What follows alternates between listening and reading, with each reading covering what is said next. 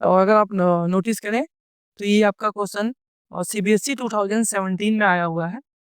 ठीक है, सीबीएसई 2017 में आपको क्वेश्चन पूछा गया है कि does the charge given a metallic sphere depend on whether it is hollow और solid, give the reason on your answer. तो बच्चों अगर यहाँ पे आप ध्यान दीजिए तो यहाँ पे मेटेलिक वर्ड यूज किया है। क्वेश्चन कह रहा है कि अगर क्या कोई मेरे पास अगर मेटेलिक स्फीयर है जो मैं इसको चार्ज दूंगा, क्या वो चार्ज डिपेंड करता है कि वो हॉलो है या सॉलिड? तो आंसर है नहीं बच्चों, क्योंकि आपको मैं बता दूं चाहे ये हॉलो स्फीयर हो चाहे ये सॉलिड स्फीयर हो, मैं यहाँ पे बना दे रहा हूँ। चलो, अगर सॉलिड स्फीयर है तो भी चार्ज सरफेस पे होगा।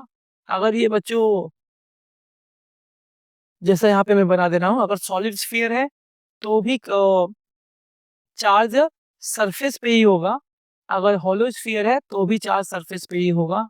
और ये बात आपको याद रखना है कि किसी भी कंडक्टर के अंदर कोई भी चार्ज नहीं होता है, जो भी चार्ज होगा वो कंडक्टर के सरफेस पे होगा।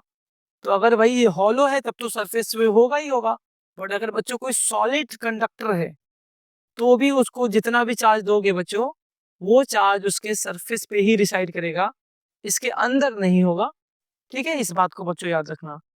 तो क्वेश्चन पूछा हुआ है कि does the charge given to a metallic, मतलब कोई आपका कंडक्टिंग स्फीयर हो, metallic sphere, depend upon the whether it is hollow और सॉलिड? आंसर नो, ये डिपेंड नहीं करता है कि वो स्फीयर हॉलो है या सॉलिड।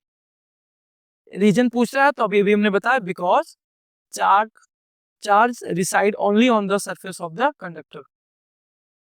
तो अगर आप किसी एक हॉलो चार्ज कंडक्टर को चार्ज दे रहे हैं या किसी सॉलिड को चार्ज दे रहे हैं, तो दोनों के केस में जो चार्ज डिस्ट्रीब्यूशन होगा वो सेम ही आएगा बच्चों।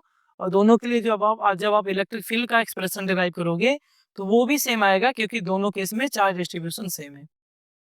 तो ये भी क्वेश्चन बच्चों आपके 1 मार्क्स में पूछा हुआ है और 2017 में। आई होप कि आपको ये समझ में आ गया होगा। आंसर आपको बच्चों लर्न कर लेने हैं, ये आपका रिमेंबर टाइप का क्वेश्चन है।